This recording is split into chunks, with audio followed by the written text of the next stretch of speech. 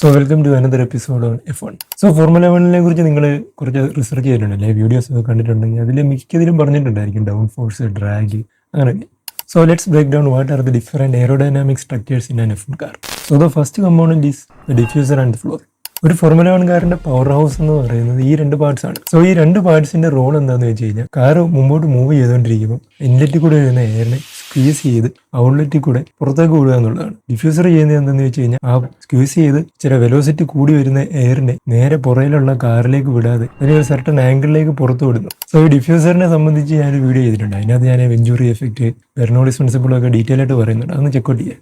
അടുത്ത പാർട്ടാണ് front wing. അതായത് ഒരു കാറിന്റെ ഏറ്റവും ആദ്യം എയറുമായിട്ട് കോൺടാക്ട് വരുന്ന പാർട്ടാണ്. സോ ഈ ഫ്രണ്ട് വിങ്ങിന്റെ പ്രൈമറി ജോബ് എന്താണെന്ന് വെച്ച് കഴിഞ്ഞാൽ, ഫ്രണ്ടിൽ വരുന്ന ടർബുലന്റ് ആയിട്ടുള്ള അല്ലെങ്കിൽ ഡേർട്ടി ആയിട്ടുള്ള എയറിനെ അതിന്റെ ടയർസിലേക്ക് വരാതെ അതിനെ ഡയറക്ഷൻ മാറ്റി വിട്ടിട്ട് കാറിന്റെ എയറോഡൈനാമിക്സിന് ഏറ്റവും ആവശ്യമുള്ള ക്ലീൻ എയറിനെ റേഡിയേറ്ററിലേക്കും എന്നാൽ കാറിന്റെ ടണൽസിലേക്കും ഒക്കെ കടത്തി. ഇനി ഫ്രണ്ട് വിങ്ങിന്റെ മറ്റൊരു യൂസ് എന്താണെന്ന് വെച്ച് കഴിഞ്ഞാൽ, ഈ മെക്കാനിക്സിന് പിറ്റ് സ്റ്റോപ്പിന്റെ ഇടയിൽ അതിന്റെ ആംഗിൾസ് സെറ്റ് ചെയ്തിട്ട് കാറിന്റെ ഫ്രണ്ട് സൈഡിൽ ട്രാക്കിലേക്ക് കൂടുതലായിട്ട് സ്റ്റിക്ക് ചെയ്ത് നിർത്താൻ പറ്റും. അപ്പോൾ കൂടുതൽ സെക്ഷൻ കിട്ടിക്കഴിഞ്ഞാൽ കോർണറിങ് ചെയ്യുമ്പോഴത്തേന് ആ ഫ്രണ്ട് ടയേഴ്സിന് കൂടുതൽ സ്റ്റെബിലിറ്റി കിട്ടും. ഇനി അടുത്ത പാർട്ടാണ് റിയർ വിങ്. ഒരു F1 കാറിന്റെ എയറോഡൈനാമിക്സിലെ ഏറ്റവും വലിയ റോൾ വഹിക്കുന്ന ഒരു പാർട്ടാണിത്. ഈ റിയർ വിങ്ങിലും 3 സെപ്പറേറ്റ് പാർട്സ് ഉണ്ട്. ഫസ്റ്റ് വണ്ണാണ് മെയിൻ പ്ലെയിൻ. ഇതാണ് നമ്മളൊരു ഫോർമുല 1 കാർ കാണുമ്പോൾ അതിന്റെ റിയർ വിങ്ങിൽ ലാർജ് പോർഷൻ ആയിട്ടിരിക്കുന്നത്. അപ്പോൾ ഇതിലേക്കാണ് കൂടുതൽ എയർ വന്ന് ഹിറ്റ് ചെയ്തിട്ട് കൂടുതൽ ഡൗൺ ഫോഴ്സ് ജനറേറ്റ് ചെയ്യുന്ന പാർട്ടാണിത്.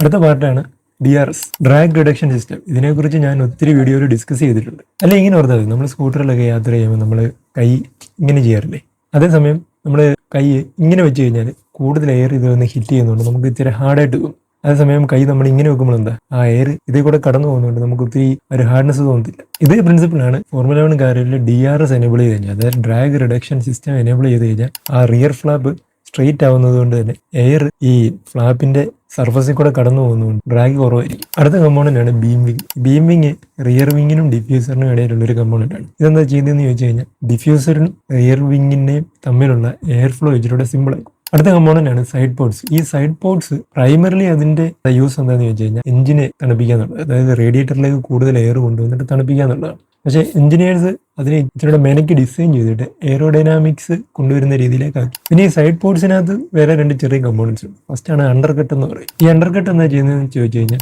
ഈ സൈഡ് പോർട്സിൽ കൂടെ വരുന്ന എയറിനെ കൂടുതലേക്ക് ഫ്ലോറിലേക്ക് കടത്തി വിട്ടിട്ട് ഇതിന്റെ ഔട്ട്ലെറ്റിലേക്ക് വരുന്ന എയറിന്റെ ഫ്ലോ കൂട്ടും. അടുത്താണ് ഡൗൺ വാഷ് റാമ്പ്. ഇതും ഈ സൈഡ് പോർട്ടിന്റെ ഒരു കമ്പോണന്റ്. ഇത് ചെയ്യുന്നത് എന്താണെന്ന് ചോദിച്ചു കഴിഞ്ഞാൽ, റിയർ വിങ്ങിലെ ബീം വിങ് എന്ന് പറയുന്ന കമ്പോണന്റ് അതിലേക്കും ഡിഫ്യൂസറിലേക്കും കൂടുതലായിട്ട് എയർ ഫ്ലോ ഉണ്ടാകും. അപ്പൊ ഇനി ആരെങ്കിലും ഒന്ന് ഫോർമുല 1 കാറുകൾ എയറോഡൈനാമിക്സിനെ പറ്റി ചോദിച്ചു കഴിഞ്ഞാൽ പറഞ്ഞു കൊടുത്തേക്കണം.